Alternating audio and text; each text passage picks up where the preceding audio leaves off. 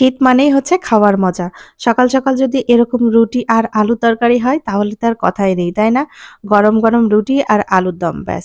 এতটুকুই যথেষ্ট। গতকাল রাতেই ডিসিশন নিয়েছিলাম সকালে উঠে হচ্ছে আজকে একটু সিদ্ধ আটার রুটি আর হচ্ছে একটু আলুর দম করব। তো তার জন্য আগে হচ্ছে খামিটা তৈরি করে রেখে দিয়েছি। একটু ঠান্ডা হোক তারপরে হচ্ছে খামি তৈরি করব। এরপরে হচ্ছে আলু কুটে রেখেছিলাম।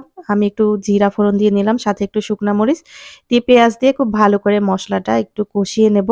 এরপরে হচ্ছে বাটা মসলাগুলো দিয়ে দিয়েছি। এর মধ্যে আমি পেঁয়াজ, রসুন, আদা সবকিছু একবারে ব্লেন্ডার করে নিয়েছি।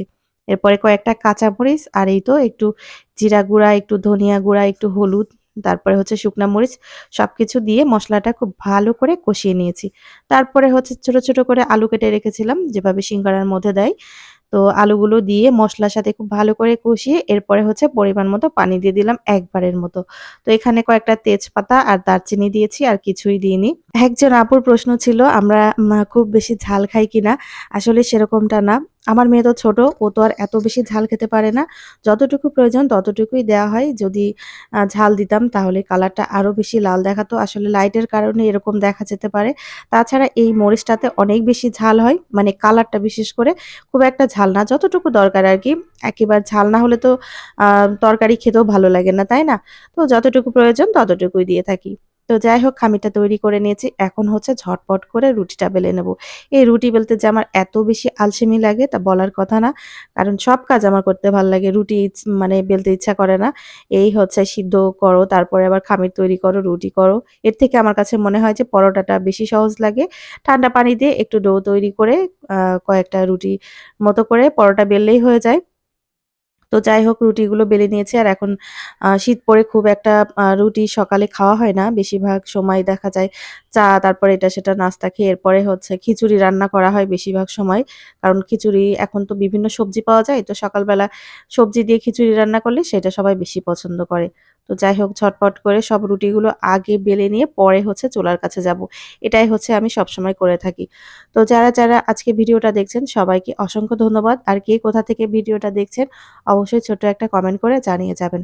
আর যারা আমার চ্যানেলে আজকে নতুন এসেছেন সবাইকে বলব প্লিজ চ্যানেলটা সাবস্ক্রাইব করে দিয়ে একটা লাইক দিয়ে যাবেন। আর যারা ফেসবুক থেকে দেখছেন অবশ্যই আমার পেজটা ফলো দিয়ে রাখবেন। এতে করে আমার নতুন, নতুন সব ভিডিওগুলো চলে যাবে আপনার কাছে আর দেখে নিতে পারবেন আপনার সময় সুযোগ করে। এখন তো আমরা সবাই অনেক বেশি ব্যস্ত, তাই সবার সবসময় সময় হয়ে ওঠে না। বিশেষ করে আমরা যারা গৃহিণীরা আছি, যাদের বাচ্চা-কাচ্চা আছে, সংসার, বাচ্চা-কাচ্চা সবকিছু নিয়ে ব্যস্ত থাকা হয়। তবে যখন একটু সময় হয় রিল্যাক্সে থাকি তখন হাতে একটু ফোনটা নিয়ে এই যে হচ্ছে ডেইলি ব্লগগুলো যারা আমরা দেখতে পছন্দ করি, সবাই কিন্তু দেখে নিতে পারবেন আমার ভিডিওটা। আমি কিন্তু অনেক আপুদের ভিডিও দেখি যেগুলো আমার দেখতে ভালোই লাগে বেশ। আসলে আমরা সংসার যারা করে থাকি তারা একটু ইন্সপিরেশন পাওয়ার জন্য বিভিন্ন ভিডিও দেখলে ভালোও লাগে, কাজ করার উৎসাহ জাগে। তো যাই হোক আলুর দমটা হয়ে গিয়েছে। তো মেয়েকে খেতে দিলাম।